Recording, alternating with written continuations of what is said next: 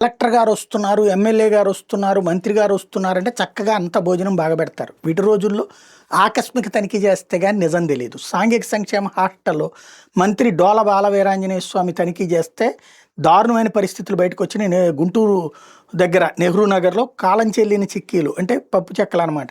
చాలీ చాలని కూరలు, సరైన భోజనం కూడా పెట్టడం లేదంటూ గుంటూరు నగరం కలెక్టరేట్ ఎదురుగుండా ఉంది. డైరెక్ట్గా ఇది సాంఘిక సంక్షేమ శాఖ బాలికల పోస్ట్ మెట్రిక్ హాస్టల్ అంటే పరివర్తన భవన్ విద్యార్థులు వీరాంజనేయులకి చెప్పారు. ఇటీవల పరివర్తన భవన్లో విద్యార్థిని బ్యాగ్లో మంగళసూత్రం, ప్రెగ్నెన్సీ కిట్టు, మెట్టెలు దొరకడం, గతంలో కూడా హాస్టల్లో జరిగిన పలు ఘటనల దృష్ట్యా ఆయన మంగళవారం రాత్రి ఆకస్మిక తనిఖీ చేస్తే సుమారు గంటన్నర పైగా హాస్టల్లో నుండి విద్యార్థులతో ప్రత్యేక సమావేశం నిర్వహించారు.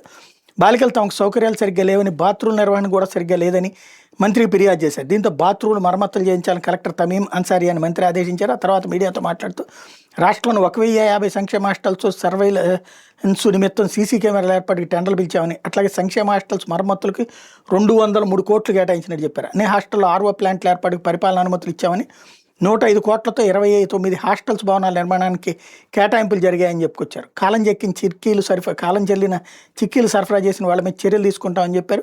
విద్యార్థులతో మంత్రి చర్చించిన అంశాల మీద మీడియా ప్రతినిధులు అడిగే ప్రయత్నం చేస్తుంటే పొరుగు సేవల సిబ్బంది మీడియాతో మాట్లాడనీయకుండా అత్యుత్సాహం ప్రదర్శించడం అవుట్సోర్సింగ్ ఎంప్లాయీస్ అన్నటువంటిది సాక్షి రాసుకొచ్చింది.